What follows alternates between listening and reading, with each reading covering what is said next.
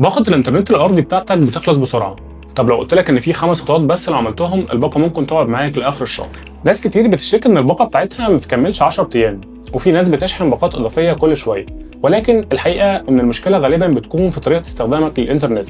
أكتر حاجة بتسحب الباقة هي الفيديوهات والريلز، كل ما جودة الريلز بتعلى أو الفيديو بيعلى الاستهلاك بيزيد جدًا، يعني فيديو مثلًا مدته مثلًا 10 دقايق وجودته HD ده ممكن لوحده يستهلك ربع جيجا، تخيل بقى كام فيديو وكام ريلز بتشوفهم كل يوم. فأنا جايب لك في الفيديو ده 5 خطوات لو عملناهم إن شاء الله الباقة بتاعتك تكمل لآخر الشهر. أول خطوة إنك تقلل جودة الفيديوهات، ناس كتير بتتفرج على اليوتيوب أو الفيسبوك بجودة HD طول الوقت، وده بيخلي إن الباقة بتاعتك بتخلص بسرعة جدًا.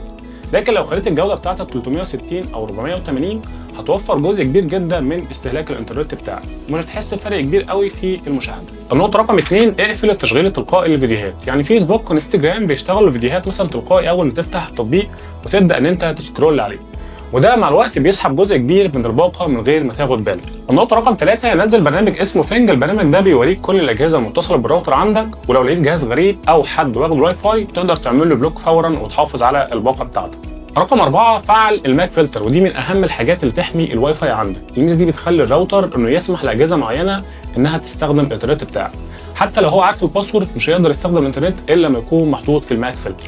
النقطة الخامسة، حدد سرعة الإنترنت من الراوتر، لأن لما السرعة تبقى مفتوحة بالكامل أي فيديو أو تحميل بيسحب أقصى سرعة ممكنة، لكن لما تحدد سرعة مناسبة لكل جهاز هتتحكم في الاستهلاك بتاعك وهتخلي الباقة تقعد معاك فترة أطول. جرب ال5 خطوات دول وهتلاحظ فرق كبير جدا في استهلاك الباقة. أنا عبد الله نصر، واستنوني كل يوم معلومة جديدة.